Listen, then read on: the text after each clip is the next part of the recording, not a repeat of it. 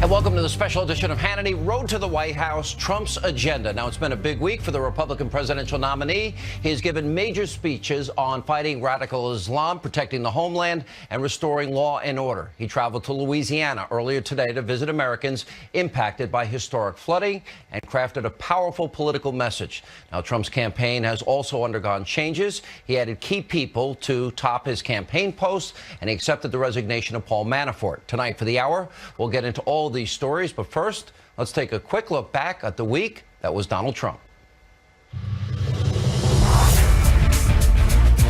I have a message for the terrorists trying to kill our citizens. We will find you, we will destroy you, and we will absolutely win, and we will win soon. We're not taking it to them, and we have to take it to them. Anyone who cannot name our enemy is not fit to lead our country. Our border will be protected, and our children will be safe. Very, very safe. We will make America strong again. We will make America safe again. And we will make America great again, greater than ever before. It is time for a change. What do you have to lose by trying something new? I will fix it. Watch. Here with reaction, former Speaker of the House, Fox News contributor Newt Gingrich is with us. Mr. Speaker, great to see you as always. It's good to see you. The week that was Trump, this was a pretty amazing week from my perspective. I would argue even the best week he's had in the campaign. Reason? I think he stood on message. He only talked about Obama and Hillary, talked about failures, and he offered solutions to some very significant problems that we face as a country and a world. And then, of course, his trip to Louisiana earlier today. Well, I think this was clearly the best week he's had since he announced last year. And I think you're right. Part of what made it so powerful a week is he showed leadership. He showed leadership on dealing with the irreconcilable wing of Islam that threatens us with terrorism. He showed leadership in Milwaukee in working with Sheriff Clark and with Mayor Rudy Giuliani to develop a very powerful speech on very short notice and delivered it very well. He showed leadership in North Carolina. He showed leadership in going to Louisiana at a time when you have Barack Obama golfing and not able to get off the vacation. And you have Hillary Clinton apparently tired and taking a day or two off to rest. And so you saw real leadership. And finally, in his speech today in Michigan, his direct appeal to the African-American community, his clear statement that he wants to be a vehicle to change their lives, to offer them a chance to have safety in places like Milwaukee and Chicago and Baltimore, that he wants to represent all Americans. I don't know of any Republican presidential candidate in modern times who has had the willingness to reach out and include all Americans in their appeal. And that makes, I think, this the best week so far of his campaign and potentially a historic turning point in defining Trump versus Clinton. When you have 81 days to go now, if we're looking for the secret sauce, I think right now it's about winning days and putting days together and winning weeks in a campaign, and I think that's very pivotal leading up to important debates. But if objectively speaking, from my perspective, him staying focused on Hillary and Obama's failures and talking about real issues and talking about how bad things have gotten and how much better things can be, it seems to be a special sauce there. That seems to be working versus getting distracted by maybe an off-the-cuff comment and using a teleprompter. How important going forward is that he continue this?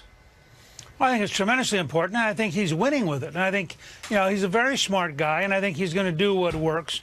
And the fact is, he's the one who insisted on Tuesday in Milwaukee that they use a teleprompter because he knew that what he wanted to say was so compelling and at the same time so potentially dangerous that you had to say it with great clarity and with great discipline, and that's exactly what he pulled off. And I think you'll see a lot more of this. I also think adding people of the caliber of Steve Bannon and Kellyanne Conway mean that he's going to have a drive and an energy and a detailed understanding of social media that will really be remarkable in helping him fashion what he wants to achieve. He clearly What do you think wants to about- win. What do you think about Go ahead. Paul leaving? Well, I don't know what all the details were. I thought Paul did an important job in getting through the convention and getting the campaign more of a national campaign, more of a professional campaign. My guess is that Paul was being very generous in recognizing that all the news media was never going to let up on whatever happened in Ukraine, unlike their willingness to ignore Podesta and Clinton and Russia. And so I think probably in that sense, this was the right outcome. But nobody should underestimate how much Paul Manafort did to really help get this campaign to where it is right now. It's very interesting. You mentioned his speech in Michigan earlier today, and I think it was very similar to his reach out just outside of Milwaukee to the black community. We have a 58% increase black Americans on food stamps since Obama's been president, 20% increase black community out of the labor force since Obama's been president. And what was interesting is on Monday when he talked about ISIS, he talked about the persecution of women, gays, lesbians, Christians, and Jews in countries like Saudi Arabia that give Hillary money. And then he talked about the black community. Then he talked about the same thing. And then he said this in North Carolina. I think we'd be negligent if we didn't play what he said last night that got so much attention. Sometimes in the heat of debate and speaking on a multitude of issues, you don't choose the right words or you say the wrong thing. I have done that.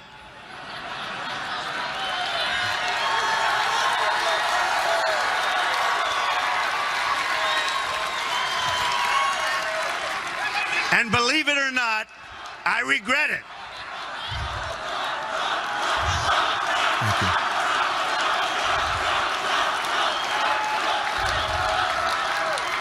And I do regret it, particularly where it may have caused personal pain. Too much is at stake for us to be consumed with these issues. But one thing I can promise you this, I will always tell you the truth.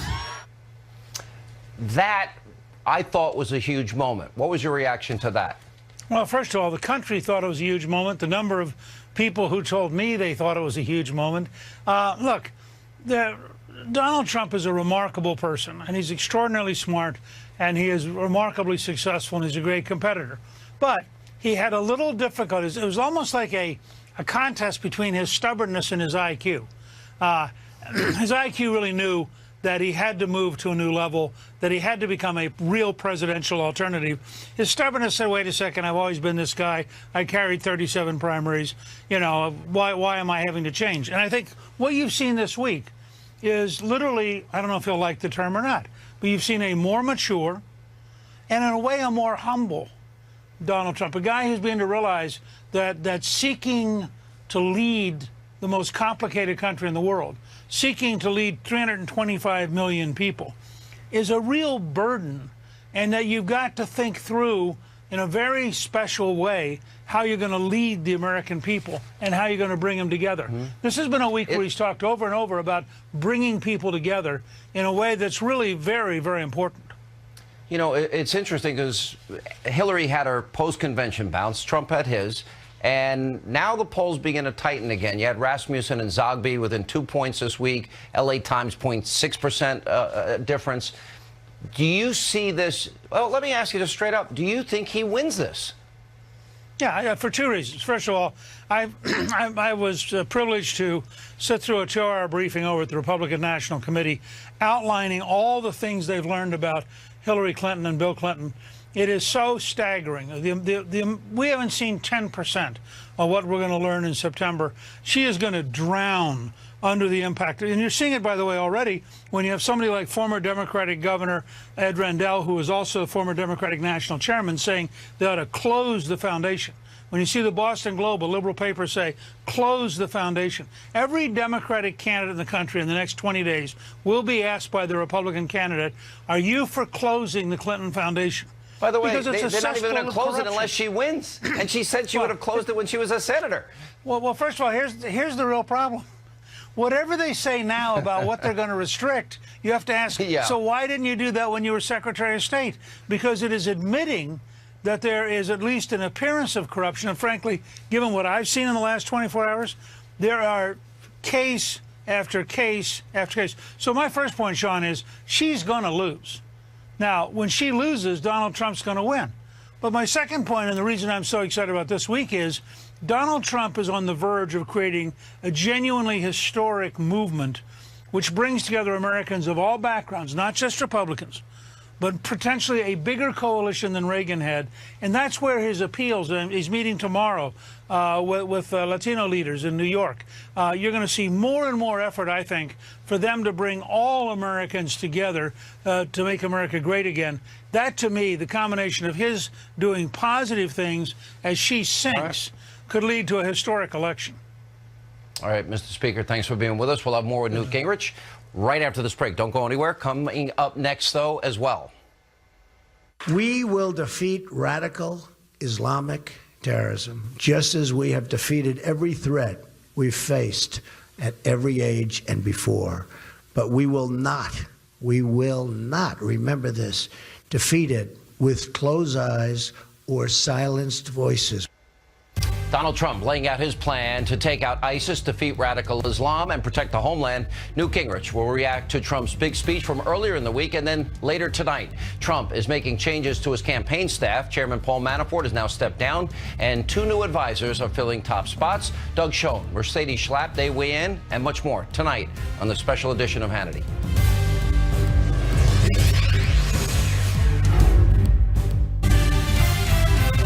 We will defeat radical Islamic terrorism, just as we have defeated every threat we've faced at every age and before. But we will not, remember this, defeat it with closed eyes or silenced voices. A new immigration policy is needed immediately and as well. We should only admit into this country those who share our values and respect our people. In the Cold War, we had an ideological screening test. The time is overdue to develop a new screening test for the threats we face today. I call it extreme vetting. I call it extreme vetting. One of my first acts as president will be to establish a commission on radical Islam, which will include reformist voices in the Muslim community who will hopefully work with us. We want to build bridges and erase divisions. The goal of the commission will be to identify and explain to the American public the core convictions and beliefs of radical Islam, to identify the warning signs of radicalization, and to expose the networks in our society that support radicalization. Donald Trump earlier this week laying out his plan to defeat ISIS and radical Islam. We continue now with the former Speaker of the House, Fox News contributor Newt Gingrich. All right, before I get to what he just said there about extreme vetting and certainly putting this commission together, I think it's important. We now know the president lied. Josh Earnest lied. John Kerry lied. The Iranians told the American people the truth about ransom paid for hostages. They specifically said they would never do that, and then they got caught and they had to admit it. What should happen? Well, I think we should defeat Hillary Clinton. I mean, I think yeah, that. Look, I agree with that. Yeah, yeah. I mean, look, I think the Congress ought to hold hearings. They ought to make sure it's all in the public record. But the truth is, if you have an entire administration dedicated to being dishonest, it is very hard under normal circumstances to control them. That's why this election is so important. I mean, how could anybody who is angry about Kerry and Obama and Ernst, how could they possibly tolerate a Hillary Clinton presidency? Because she lies more than they do. She is vastly more corrupt than they are. I mean, nobody's ever actually suggested that Obama is corrupt, but she's actually corrupt. And that she has misused the office. We learned more this week. I mean, clearly she sold access and profited from her office for the Clinton Foundation. But here's why Trump is so central to America's future. He is the first politician who's been willing to really take on the entire corrupt establishment. You have the big banks who, if they had told the truth during 2008 and 2009, would have lost, all of their CEOs would have lost their jobs. You have the lobbyists in Washington, many of whom have behaved in ways that are totally indefensible, and their whole job was to win for their client, not to put the country first. You have the big unions, the teachers union, who doesn't care if the students fail to learn, if their lives are ruined, as long as the teachers union gets what it wants, which is money. You go down the list, you have the big donors, the people, the George Soroses of the world, who want globalization at the expense of the American people. When you go through all of that, you realize they can't tell the truth about what they're doing any more than Obama. If Obama had told the truth about Obamacare, you're not going to keep your doctor, you're not going to keep your insurance, your premiums are going to go up, your deductibilities are going to go up, they'd have been slaughtered. He would not have gotten reelected. Yeah. And so they've consistently chosen lying if that's what it takes to survive. You know, and the American people have suffered, and I give out the numbers all the time about poverty, food stamps, labor participation, lowest home ownership rate in 51 years, 1 in 5 American families, nobody in the family works, you know, the worst recovery since the 40s. Let me go to Trump's comments, though. If we're going to protect this homeland, and you have people coming from countries that practice Sharia, which is the antithesis of our constitutional republic, our very own constitution, our rule of law, about the treatment of women, gays, lesbians, freedom of religion and thought. Saudi Arabia contributes to Clinton. She doesn't criticize their practices at all. They discriminate against all those people. He talks about extreme vetting. To me, it's common sense.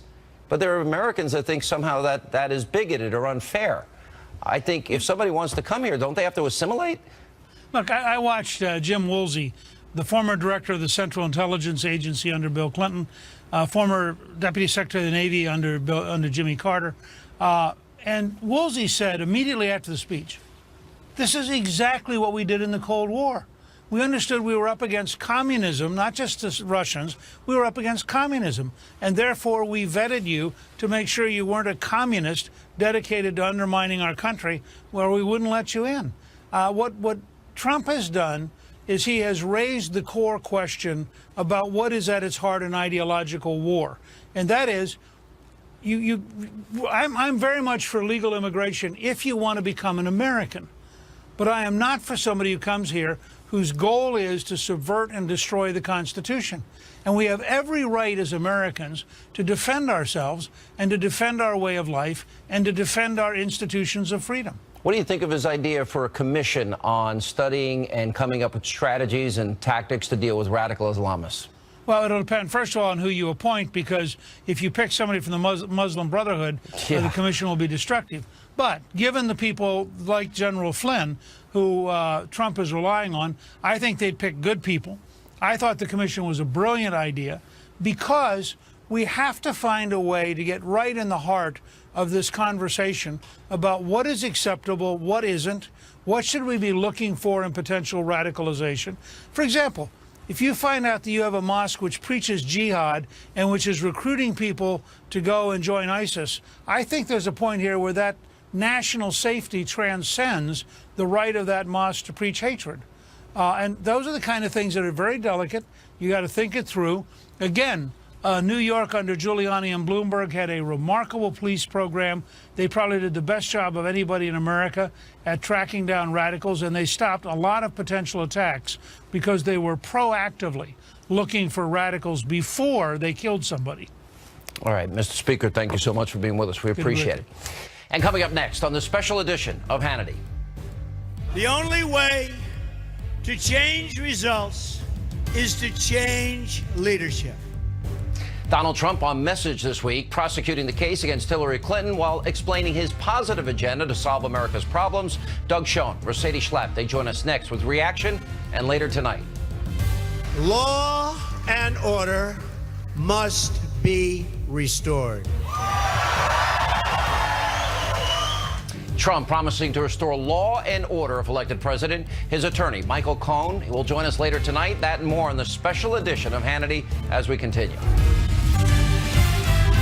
To achieve this new American future, we must break free from the bitter failures of the past and reject the same insiders telling us the same old lies over and over and over again. 33,000 emails gone. The only way to change results is to change leadership. Donald Trump earlier tonight in Michigan. Now all week, the GOP nominee has been on message, hammering Hillary Clinton and Barack Obama while offering up his own solutions and, of course, adding more people to his campaign staff. Joining us now with reaction, Fox News contributors Doug Schoen, Mercedes Schlapp. Doug, this is exactly what you didn't want to have happen, and that is Trump on message, focused on Hillary and Obama, talking substantively and showing a lot of leadership. And Hillary's got her feet up and phoning it in to the governor of Louisiana and talking basically about Trump. This is what you said you didn't want to see happen. That's absolutely right.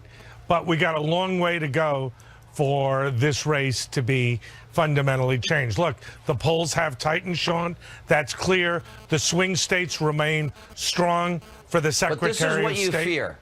It is what I told you. This is what you fear. You fear Donald Trump on a teleprompter. You feel him on message. You fear him. Sure. And you fear him. I haven't seen the money yet. Show me the money. The Clintons will have $2 billion for negative commercials on Donald Trump. As I've said, so far they're just beginning four-state advertising. Sean, you got to tell your candidate he's got to step up and write a check if he's going to be serious. Well, he can afford it, Mercedes, right? He can. He hasn't done it. And I'd like to add that his fundraising numbers, especially in the last several months, have been impressive. And they've come, a majority of them, from small donors who are contributing to his campaign, which has been fascinating to watch. So I think, Sean, to your point about the messaging and where the Democrats should be scared, believe me, I wish this would have happened several months ago, where they would have had Kellyanne Conway up, in the top of the helm here. But I think we have the reality of seeing a Donald Trump that is not only the businessman that wants to fix the problem, but we're also seeing the compassionate side, something that Ivanka Trump has mentioned several times before, of talking about her dad and the man with the big heart, the man who tries to do things and help people. And that is something that I think works incredibly effective, especially when you're looking to try to gain ground with women, suburban moms. That's a big group that you're looking to try to win over their support. I think what he did today, and last night saying he had regrets that times were too serious, and I think it was pretty powerful. All right, let's take this was Donald Trump earlier in Michigan talking about, well, the president golfing as, over 100,000 people have lost their homes in Louisiana. The spirit of the people is incredible, and honestly, Obama ought to get off the golf course and get down there. Doug, not only Obama, well, he's not running for office, so I guess he can be the real person he is, but Hillary, her feet up, literally phoning it in, calling the governor. It gives new meaning to the term phoning it in now. Look, if I were running the campaign, which I'm not, I would have had the Secretary of State in Louisiana. I would have done it as soon as possible. And if I were Donald Trump, I would get there too. Activism is as important as going to big rallies attacking the incumbent. Mercedes, I think this is going to be a big moment, and it's sort of, go ahead. I think so, Sean, because I think for Donald Trump, this is about the personal touch. This is about the connection to the American people. Look, Louisiana is a Republican-leaning state. He didn't have to go down there and visit. But while Obama is golfing, going to the swanky fundraiser for Hillary Clinton, where is Donald Trump? He took his plane down there. He met with people. And that is part of being this empathetic, the sympathetic figure that American people are always looking for, especially for those victims of natural disasters. I think for Obama and for Hillary Clinton, this is like their own version of Hurricane Katrina, that it appeared very disastrous, and I think it was a mistake on that campaign. Guys, thank you both for being with us. And coming up next on this special edition tonight of Hannity. Law and order must be restored. Donald Trump explaining how he would bring law and order back to the country if elected president. Michael Cohen, Trump's attorney, weighs in next and then later tonight. I'm asking for the vote of every African American citizen struggling in our country today who wants a different and much better future. Also, Donald Trump this week reaching out to African-American voters. Ebony Williams and James Harris, they here with reaction, that and more as we continue tonight on Hannity. Law and order must be restored. It must be restored for the sake of all, but most especially for the sake of those living in the affected communities, of which there are many. We will once again be a country of law and order. Together, we will make America strong again. We will make America safe again. And we will make America great again, greater than ever before. Welcome back to the special edition of Hannity, Road to the White House, Trump's agenda. Now, that was Donald Trump earlier this week talking about his plan to restore law and order to American cities and communities and his outreach to the black community in particular. Here now with reaction from the Trump Organization, his attorney. What's up, Mr. Cohen? How are you, sir? Sean, how are you?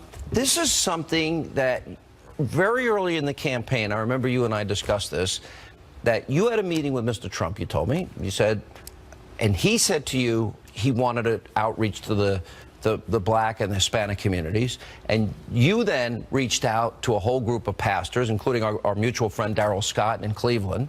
And you've been working this. That speech was a culmination, really, of establishing relationships for months, right? That didn't come out of nowhere. Not months, years. It started going back to 2011 when he was initially contemplating the presidential run in 2012. Yeah. So my relationship with Darrell Scott now goes on for over 5 years.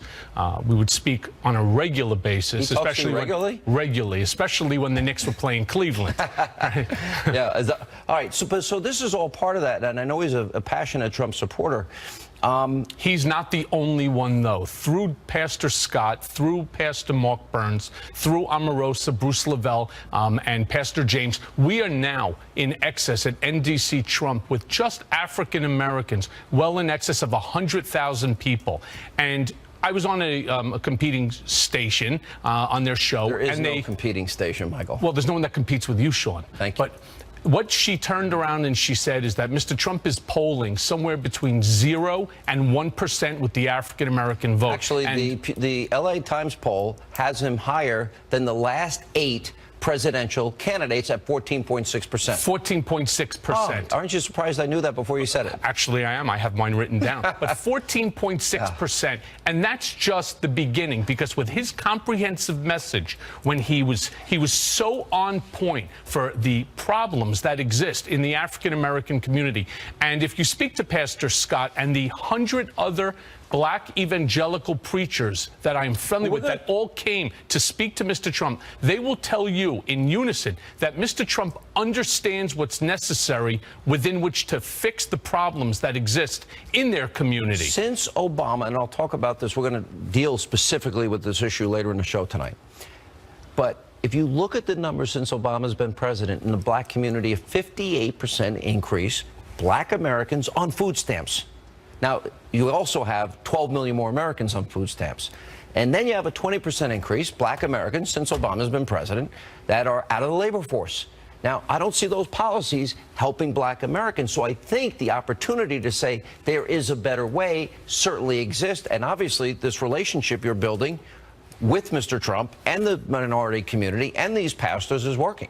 I totally agree. And it is working. And the numbers will be reflective come November of 2016. The problem that the Clinton camp has is that they are taking for granted, as the Democrats have for many, many years prior, they're taking for granted the African-American vote. They make all the right statements, they make all the right promises, but they deliver on nothing. And it almost takes these communities not just for granted, but it doesn't take into consideration that they know what they need, they know what they want, and they're ready for it. Let me ask you this. I think Donald Trump had the best week since the convention. let's examine why I think it was that way. Number one, I feel he was on teleprompter.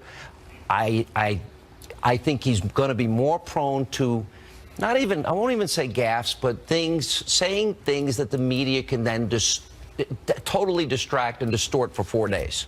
So I like the fact that he went to the teleprompter this week. I like the fact that he only talked about Obama and Hillary, not other people. I like the fact that he outlined all the problems they've created and he offered his own solutions.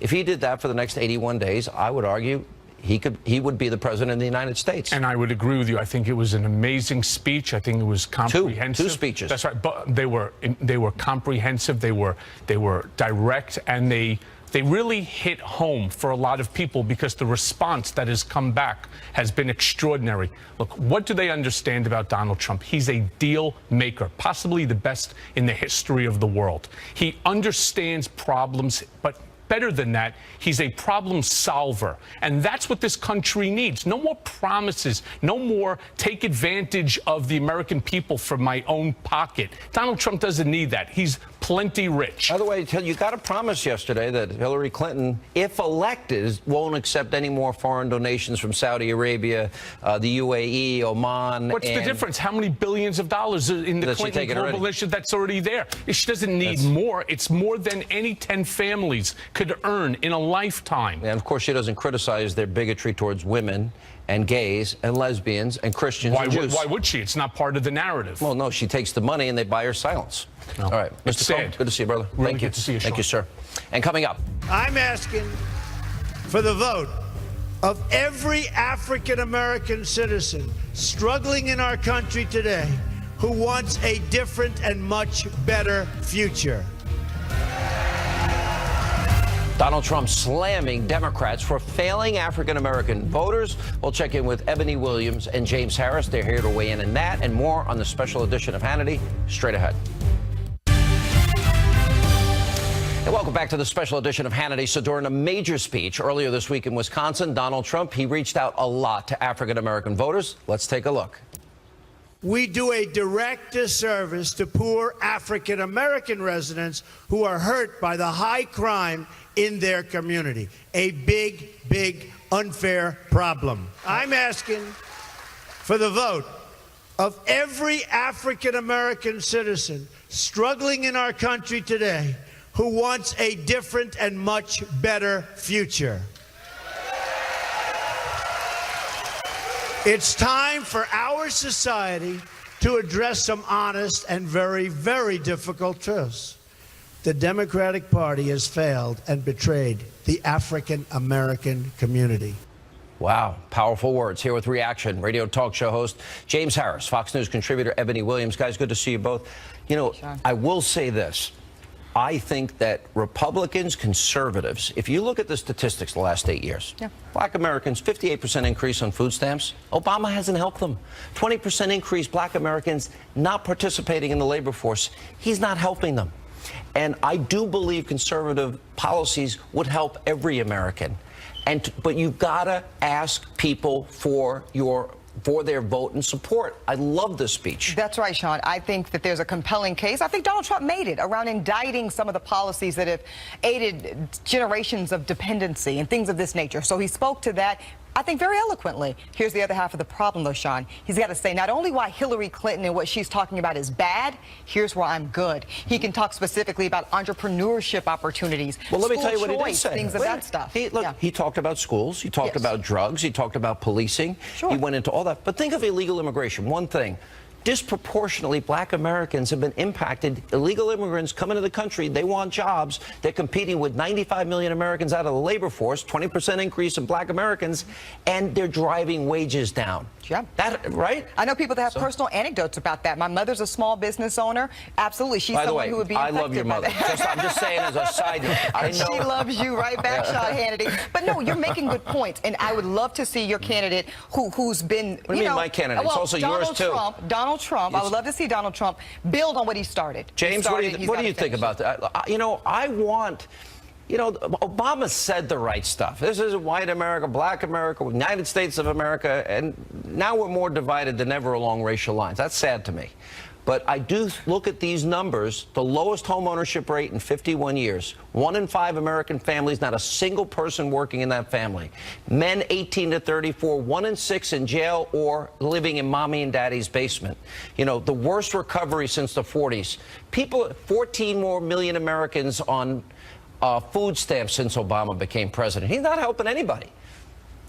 If Trump wants to win this thing, he needs to continue to talk the way he did in Wisconsin. I disagree with you slightly. He doesn't need to talk about immigration, law and order, safe neighborhoods. If he wants to get and keep the black vote, he needs to talk about that and also offer a vision of economic prosperity. If he does that, I think it will resonate, because who doesn't want to live in safe neighborhoods, Sean, and who doesn't want to get paid? Yeah, well, I agree, but don't you think he went a long way? I thought it was refreshing. Think about this. No, Monday he talked about gays and lesbians being killed by countries that are giving a fortune, millions and millions of dollars to Hillary Clinton. They bought her silence. Then Tuesday, he's talking about black Americans and how they have suffered under the failed education policies of Democrats, the failed management of big cities in America, and now he's going to get them more jobs and more economic opportunity. Pretty good, you know what? Powerful message. It was a very powerful message, and what I'm saying is, if he sticks to that message, if he's disciplined and continues to hammer that message home, he will find success. All he needs to do is look in Obama's backyard of Chicago. Since he has been president, well, actually over the last 20 years, you've seen the murder rate explode. 71% of those murders were committed by blacks. You have 51% of the kids born in that country, in that city, in the black community, are to single-parent families. And so when you talk about whether or not there's been prosperity, if you talk about whether there's been success in these Democrat-owned cities, in these Democrat-run communities, the answer is a resounding no. They keep doing the same thing over and over and over again and expect a different result. That is the definition of insanity. So you would think that at this point in time, Americans of African descent will be willing to ditch Democrat policies and embrace an economic opportunity. Last word. Willing to ditch, absolutely, but they've got to do it in favor of something that makes sense to them. And this is Donald Trump's opportunity, Sean, to speak specifically. Speaking to Chicago. Education. Talk about Rahm Emanuel. Talk about how the public schools were not open. People were shot and killed. They were violent. These are very glaring examples Trump has at his disposal. Yeah. All right. Good to see you both. Thank you. And both of you have a great weekend. Thanks, Sean. And coming up, we need your help. A very important question of the day on the special edition of Hannity. Straight ahead.